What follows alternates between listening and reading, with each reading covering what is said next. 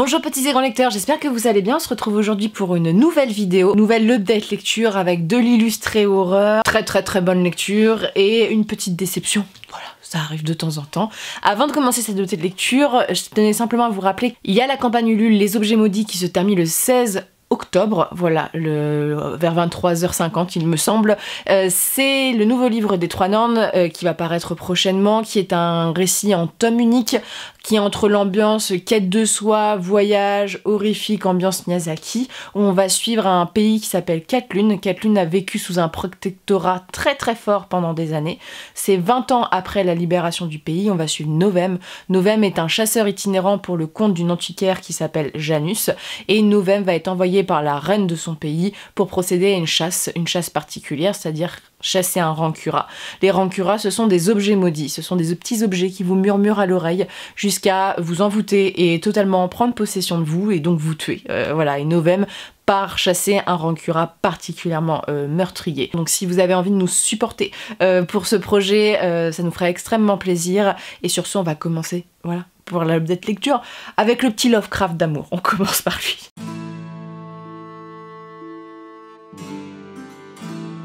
Le Lovecraft, bah voilà, que serait un mois de l'imaginaire sans Lovecraft, et surtout que serait un mois d'octobre sans Lovecraft. Je suis dans une grande période où j'ai envie de lire de l'horrifique, mais vous savez, moi je suis une grosse consommatrice plutôt en librairie, et je n'ai trouvé rien. C'est-à-dire que j'essaye de trouver à chaque fois le 3e tome de Entretien avec un vampire de Anne Rice, donc La Reine des damnés. Ils l'ont pas. J'ai lu un roman gothique il y a peu que je vais vous présenter prochainement. Ça m'a vraiment donné envie de lire. Donc en fait j'ai envie de lire un peu de l'horrifique. Voilà, j'ai plus envie de lire de l'horrifique que de regarder de l'horrifique en ce moment. Et bon, quoi de mieux que de s'adresser au maître. Ce texte, je l'ai déjà lu. C'est une relecture. Simplement, c'est une édition particulière illustrée. Voilà, très superbement. Il s'agit donc de L'Abomination de Dunwich, donc illustrée par Baranger. Ces éditions, je les voulais depuis un certain temps. Il y a déjà eu plusieurs choses qui ont été faites autour de l'APEC de Toulouse et autour des Montagnes Hallucinées. J'avais pas pu avoir les SP, voilà, malheureusement. Et enfin, je vais pouvoir découvrir le travail de Baranger, ce qui a été fait. La particularité de Baranger, c'est de faire du travail, à ce que j'ai compris, à l'ordinateur numérique. C'est une ambiance totalement différente de Lovecraft par rapport à ce que j'ai découvert d'habitude. C'est-à-dire que moi, je l'ai lu soit en texte normal, surtout en texte illustré par Armel Gaume, mais j'adore le travail d'illustrateur d'Armel Gaume, surtout chez Lovecraft. C'est-à-dire que c'est vraiment du crayonné, ça me met très mal à l'aise, j'aime beaucoup sa patte. Et là, bah, c'est découvrir Lovecraft, voilà, sous un nouveau jour, avec voilà, ces formats extrêmement grands de chez Brajlon. Je vais vous prendre une page où, oh non, là c'est spoil, hein. Voilà, par exemple, où on va avoir du travail au numérique qui rend super bien. Les illustrations sont très belles. Alors, moi, je suis plus fan du travail d'Armel Gaume parce que je suis plus fan du crayonné. Mais je dois dire que j'aime beaucoup ce que ça donne et ça me titille pour acheter Toulouse et les Montagnes Hallucinées parce que c'est vraiment du très beau travail. Alors, L'Abomination de Dunwich, ça parle de quoi? C'est un village, en fait, Dunwich, qui est un peu maudit. C'est un village, tu sais, quand tu pars en vacances, tu fais le tour, tu t'arrêtes pas. Il y a pas mal de rumeurs qui courent et c'est un village où tout va un peu être bousculé du jour où une femme va accoucher et mettre au monde un enfant qui va se mettre à parler au bout de 2 mois et demi et qui est beaucoup plus grand que nature, et donc on va suivre ce personnage là qui est un peu plus malsain que l'on pense. En parallèle, les montagnes murmurent et il y a des grands feux qui sont dressés à certaines époques de l'année. Rien de très rassurant. Voilà, rien de très rassurant. Je vous en dis pas plus parce que la qualité de Lovecraft, c'est d'emmener l'horreur et ne pas la montrer pour le coup. Là, les montrer dans le texte, c'est vrai que ça m'a un peu surprise parce que Lovecraft repose un peu là-dessus, mais c'est sympa de voir en fait comment les auteurs ont une vision en fait des créatures de Lovecraft, hein, parce qu'à chaque fois ils nous présentent un bestiaire très différent. Si je dis pas de bêtises, L'Abomination de Dunwich, dans mes souvenirs, c'est la première apparition du Necronomicon, donc il est dans le texte. Le Necronomicon, c'est le livre fictif de Lovecraft que Lovecraft a inventé. C'est un peu maintenant un livre de pop culture, c'est un livre maudit en fait. Et donc c'est pour ça que le livre est assez connu. Rappel, celui-ci, il est particulièrement Lovecraft est raciste et ça se voit beaucoup dans ce texte-ci. Il y a beaucoup de choses sur le métissage et c'est très désagréable à lire pour tout vous dire, mais voilà, quand on lit Lovecraft, on sait à quoi on va être confronté. Dans celui-ci, c'est présent. Voilà, il y a des textes où ça l'est pas, où ça l'est caché. Je vous avais expliqué Par exemple, les rats dans les murs que j'aime beaucoup, il y a la traduction française qui a en fait totalement éliminé en fait le côté raciste du texte. Donc voilà, là moi ça m'a tilté, surtout que c'est au tout début. Voilà, il y a tout un côté en fait avec les Indiens, voilà, parce qu'il y a une population indienne qui était là avant et c'est pas du tout des jolis mots pour parler de ça et je trouve ça particulièrement dérangeant à la lecture, mais la nouvelle est sympa parce que là on est vraiment sur un mec, on sait pas trop ce que c'est, son lien, voilà, le Necronomicon qui va arriver, je vous laisse découvrir un petit peu, mais Lovecraft est toujours assez doué pour ça, quoi, assez doué, et je suis très surprise de l'illustration de la créature de fin, je l'avais pas du tout imaginé comme ça, donc je trouve ça super chouette en fait d'avoir des illustrations. Barranger maîtrise très très bien l'horreur et l'angoisse par les couleurs et tout, c'est très très réussi, c'est des beaux livres de collection. Alors c'est plutôt adressé soit à des amateurs de Lovecraft, il y a des gens qui sont extrêmement fans, soit des gens qui veulent débuter et qui ont du budget pour ça. Ce sont des livres à 32 €. Alors c'est des livres, ils sont très très grands. C'est les tailles des illustrations que je vous avais montré déjà de The Witcher. Brajon fait des très très beaux illustrés pour ça. Et celui-ci, le texte se mêle bien à l'image. Je trouve que voilà, la mise en page, ça se mêle très très bien, ça empiète pas.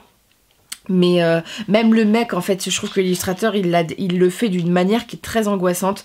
Bref, c'est différent d'Armel Golm, c'est pas les mêmes frissons qui vous sont donnés, là c'est plus visuel, mais je trouve ça hyper intéressant d'avoir ce travail-là, c'est très très beau. Voilà, moi je suis appréciatrice d'illustration, donc voilà, c'est une nouvelle qui se lit très bien. Ça se passe en Nouvelle-Angleterre, donc ça change un peu des paysages qu'on peut retrouver dans l'Appel de Cthulhu, les montagnes hallucinées, qui sont un peu plus des paysages exotiques. Là on est vraiment dans des paysages où Lovecraft a vécu, tu vois, dans ce coin-là, Providence et tout. Mais c'est une réussite et franchement j'espère que Brajon va continuer d'illustrer Lovecraft via cet illustrateur parce que c'est vraiment très très chouette. Je vous présente ma déception et je vous présente l'amour de ma ville. Tout de suite les grands mots. Je vous présente une excellente lecture mais en même temps j'étais déjà partie conquise, donc quand c'est comme ça. La petite déception, et c'est con parce que j'avais beaucoup aimé le tome 1 qui avait été une excellente découverte, et le tome 2 en fait c'est un peu bête, mais je vais essayer il va y avoir du subjectif parce qu'en fait j'ai pas du tout aimé la direction que prenait le récit, ça m'intéressait beaucoup moins, et en même temps c'est pas à moi de choisir la direction du récit, voilà, c'est à l'auteur, mais ça a fonctionné moins vis-à-vis de moi, et a priori je suis pas la seule à ne pas avoir apprécié, vous avez été plusieurs à me dire que vous aviez été un petit peu déçus de ce tome 2. L'illustration est très très chouette, c'est Vaisseau d'Arcane, donc c'est le tome 2, donc l'Empire des Abysses, c'est une duologie d'Adrien Thomas. Adrien Thomas, j'ai lu plusieurs séries de lui, j'avais été très très surprise de l'amélioration de la plume de l'auteur, de l'univers et tout, et c'était vraiment une très très bonne réussite. C'était l'histoire en fait de Soph, qui est une infirmière qui est fiancée, et elle vit dans un monde un peu particulier. C'est toujours un peu compliqué à vous expliquer Vaisseau d'Arcane parce que l'univers est un peu complexe dans la description. Il y a des espèces d'orages qui se perpétuent là où vivent les hommes, et parfois la foudre tombe sur certaines personnes, on les appelle les touchés. Et ces touchés en fait deviennent plus du tout humains, et ils sont capturés en fait par l'État pour devenir des ressources d'énergie, voilà, pour faire fonctionner un peu le système. Et sauf en fait elle a pas du tout envie que son frère se fasse devienne une machine pour l'État, surtout qu'elle a des doutes sur c'est bizarre, c'est un opposant politique et il se fait toucher après quelques articles de journaux qui posent un peu problème, donc elle va essayer de l'emmener hors de la ville, sauf que ça va pas du tout bien se passer, c'est-à-dire qu'elle va blesser son fiancé au passage, il va y avoir un attentat dans le train où elle part, et elle va rencontrer un homme qui serait plutôt lié à une société secrète, voilà, sorte d'agent secret. Les agents secrets, c'est l'essentiel en fait de ce tome 2, et c'est ce que j'ai moins aimé dans le tome 1. J'avais beaucoup plus aimé l'histoire de Soph, la découverte de l'univers et les hurleuses, donc ce peuple qui est en plus une créature fantastique que je trouve très bien faite, parce que c'est pas une créature fantastique qu'on a l'habitude d'avoir un bon portrait dans le texte, et là je trouve ça bien, il y a même des romances entre les humains et ces créatures là, donc je trouve ça très très chouette.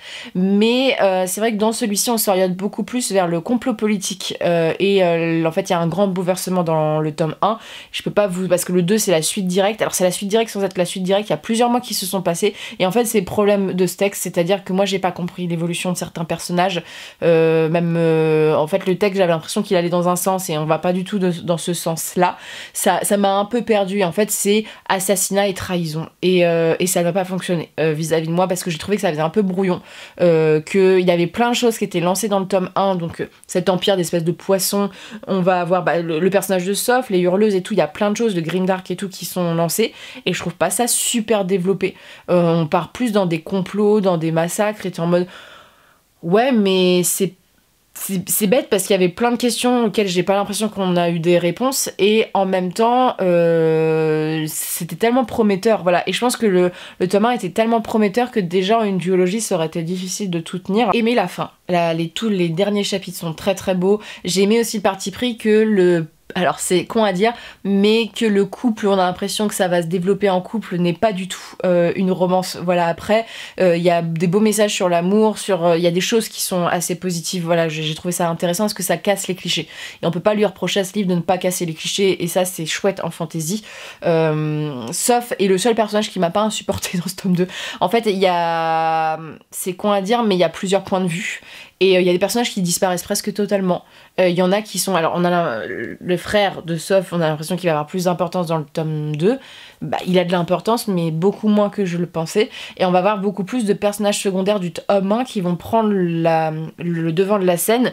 Et j'ai pas trouvé ça super intéressant. Je trouvais ça un peu plan-plan. Voilà, j'ai un truc... Parce que, en fait... c'est cool que c'est des rebondissements sur des rebondissements, mais c'est que de la politique, mais sans le zeste en fait qui te donne envie de suivre la politique.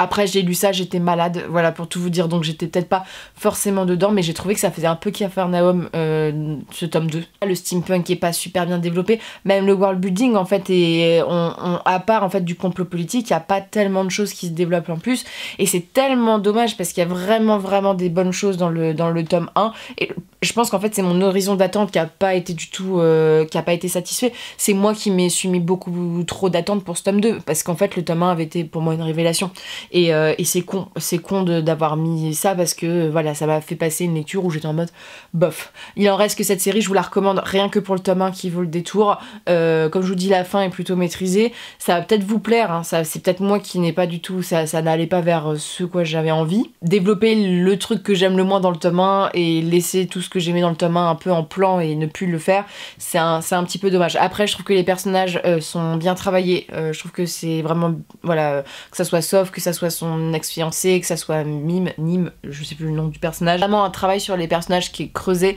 qui les nuance, voilà, c'est un récit en fait qui est assez neutre, voilà, il y avait au niveau de la morale et tout, et ça je trouve ça très très chouette. Après il y a toujours le côté une nana qui est à part infirmière qui se retrouve avec des responsabilités, tu te dis bon ouais, c'est un peu tiré par les cheveux parfois. Propose au moins quelque chose d'assez neuf, de nouveau, c'est français, il faut soutenir les éditions françaises et les auteurs français, mais pour ma part moi ça n'a pas été une très très bonne lecture, mais pourtant je vous la conseille absolument. Il faut que vous testiez Vassaux d'Arcane parce que c'est tellement frais original le premier que vraiment rien que ça, et je peux même pas vous recommander que de lire le premier parce qu'il y a vraiment une suite qu'on attend, voilà, mais j'espère qu'elle vous réussira mieux qu'à moi, parce qu'à tous les coups c'est vraiment parce que j'étais un peu souffrante et que voilà, j'étais pas trop dans le mood de lire ce texte là, mais j'avais que celui-ci sous la main. Mais même la question de la religion, de tout ce qui est lié avec les touchés et tout, c'est vraiment pas assez développé, c'est dommage. Et ensuite je vous présente The One. Je suis très très contente de l'avoir lu. Je l'ai dégusté, mais dégusté. Quand il est arrivé dans ma bibliothèque, c'est un peu, je l'ai regardé, j'ai fait oh, tu es déjà là. Et j'étais en mode oh merci. Mais en même temps, je l'ai pas lu tout de suite parce que je voulais vraiment me poser, et j'ai beaucoup aimé ma lecture. Alors c'est un tome 2, à mon sens il souffre un petit peu de petites longueurs, on voit que ça se prépare le tome 3, voilà, donc c'est qu'une trilogie, Poudremage. Ça m'inquiète un peu qu'il y ait plus qu'un tome pour conclure tout, mais je pense que la 3 va être en apothéose. J'ai déjà beaucoup aimé celui-ci, j'avais beaucoup aimé le tome 1. La Campagne écarlate, le tome 2 de Poudremage, poudre pour les intimes. Brian McKellan, ma déception de qu'il n'ait pas pu venir aux Imaginales, voilà, je pleurais intérieurement parce que j'avais vraiment envie de le rencontrer, parce que c'est un des derniers univers de fantasy qui me dit oh mon dieu, merci de créer des univers de fantasy que j'ai pas lu 25 fois. Ça me fait plaisir, c'est de la fantasy napoléonienne. Et déjà, moi j'avais été charmée par ça. C'est-à-dire, imaginer de la fantasy avec des fusils, ça m'avait déjà... J'étais en mode waouh. Et le système magique répond à la poudre. Et ça, c'est super cool. Il y a tout un système hiérarchique avec la magie, avec les poudres mages, les privilégiés, il y a tout un système que je vous laisse découvrir, mais qui vaut vraiment le coup et qui est une des forces. Dans le premier, on suit le général Tamas. mon sang, ma veine, qui organise un coup d'état, voilà, sur ces dimanches. En fait, il vit dans un pays où la royauté, elle a un petit peu trop... Elle a un peu trop profité, quoi. Il dépense tout l'argent du peuple, le peuple est mal nourri, donc l'armée se soulève, et on va avoir toute l'organisation, en fait, d'un coup d'état, et comment on gère l'après-coup d'état. C'est-à-dire que là, ils ont renversé le régime, mais il y a d'autres personnes qui veulent se mettre les choses sous la dent. Il y a des gens qui veulent profiter du renversement politique sur plusieurs points d'horizon, et surtout comment gérer la crise de la faim, une guerre avec les Kez qui est un peuple à côté qui veut des prétentions, voilà, sur le royaume. Donc voilà, c'est un peu la merde, et Général Tamas il est en mode je dois régler ça tout seul avec mes balls parce que je suis le général. Bref, c'est un général badass. On l'adore, et c'est un homme qui est très respecté des siens pour la plupart. Dans ce tome-ci, ça va être vraiment la complexification de l'univers, parce que Tamas va... Voilà, je vous laisse découvrir, mais il y a quelque chose qui se passe, et en fait, il va y avoir beaucoup de complots. On est beaucoup dans le complot politique et tout ça. On suit aussi son fils Daniel, cœur, avec sa sorcière, cœur, qui lui va se retrouver à devoir se débrouiller un peu tout seul. Et c'est, voilà, Daniel, c'est un mec qui était amoureux, sa fiancée l'a trompé. Il l'a un peu mal géré, qui doit gérer ses sentiments envers une autre femme, mais il se pose beaucoup de questions, c'est-à-dire que il y a beaucoup de questions de morale qui se posent, voilà, vis-à-vis de lui, et il se retrouve à devoir assumer un peu ses pouvoirs. C'est un poudre-mage, donc il a des responsabilités, c'est un jeune homme un peu sulfureux, c'est-à-dire que ça castagne, et là on le retrouve, le pauvre, j'étais en mode mais laissez Daniel seul et tranquille, qu'a-t-il fait mon poussin? J'étais triste pour lui, parce que vraiment le tome est en mode il y a des renversements de situation, à un moment t'as l'impression que tu vas t'en sortir, et non, paf, tu t'en prends une sur, tu te dis mais non, c'est pas possible. Donc vraiment j'ai aimé ça bouge beaucoup. Alors le début est assez lent à se mettre en place, voilà, et par exemple tout le point de vue avec Tamas, c'est assez lent. Vraiment, Daniel et Adamat, qui est donc l'inspecteur qu'on suit un peu au début du premier, et là qui va devoir retrouver sa femme, il y a tout un truc avec une quête. Là ça se développe, et il y a des personnages qui étaient présents qui se développent un peu, on a des liens entre les personnages, moi je ship des gens, je suis en mode... ça va être trop bien. Et c'est vrai que là j'ai beaucoup aimé en fait le traitement de la manipulation de l'armée, et comment on va gérer une guerre, voilà, et que ça se passe pas du tout comme ça se passe. Les défauts de l'armée aussi, c'est-à-dire que ça dénonce aussi le système de l'armée qui est pas ouf, voilà, tout le temps. Et surtout il y a un peu d'enquête, voilà, avec Adamat, c'est ça. En fait c'est tout. Il y a plein de choses très très différentes. Il y a un peu d'amour, il y a un peu d'enquête, il y a beaucoup de militaires, de combats, et les combats sont hyper épiques. Il y a beaucoup de morts, tu pleures à moitié, tu te dis non, c'est pas possible. Et en fait, tu développes le background des personnages, parce qu'en fait, les personnages ils ont tous une vie de merde, et t'as tous envie de les aimer pour les réconforter, parce que c'est compliqué. Mais ça a été vraiment une excellente lecture. Alors, moi, je suis pas du tout objective avec Poudre-Mage, parce que j'aime l'univers. Moi, j'ai adoré les personnages. Je pense que ce tome 2 creuse un peu plus quand même les personnages. Moi, j'étais déjà attachée à eux, mais notamment Daniel va se retrouver confronté un peu à ses démons. Tamas, on va en apprendre un peu plus sur son passé. Il y a des choses qui vont être résolues. Il y a aussi tout le côté avec les dieux que je vous laisse découvrir, mais oh mon dieu, j'étais en mode c'est pas possible. Mais vraiment, puis même le système magique des sorcières et tout, ils sont hyper chouettes.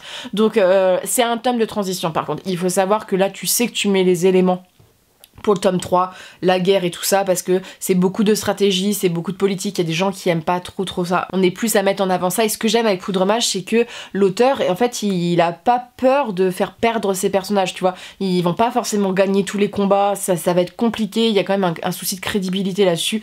Vraiment, c'est assez triste. Alors même si les persos, je veux dire, le général Tamas, c'est un super-héros, le gars, hein, il peut prendre des balles dans le corps, il s'en sort à chaque fois, mais il y a quelques facilités scénaristiques avec l'intervention des dieux qui peuvent soigner les gens un peu comme ça. Bon, ça c'est une facilité scénaristique, mais je trouve que l'univers, le côté militaire, moi c'est des trucs que j'aime beaucoup, ça répond à mes goûts, voilà, ça répond à mes goûts. Tellement envie de lire la suite, ça donne tellement envie. Je vous en dis pas plus, je vous laisse, je vous recommande ce livre. Je veux pas, mais je trouve que le tome 2 vaut le coup. Voilà, je me suis pas trop ennuyée, à part un petit peu au début. Voilà, fallait se remettre dedans, et après j'étais dedans, j'avais envie que de lire ça. Mais c'est vrai que c'est assez exceptionnel en termes d'imagination, quoi. C'est des trames basiques de guerre et tout ça, mais le contexte et comment c'est raconté est assez original. Donc sur ce, n'hésitez pas à me dire si vous avez lu ces livres, si vous êtes comme moi amoureux de Poudre-Mage, ou si vous avez été déçu de Poudre-Mage, hein, je sais qu'il y a des gens qui ont moins aimé. Et sur ce, je vous souhaite de très bonnes lectures et une très bonne journée.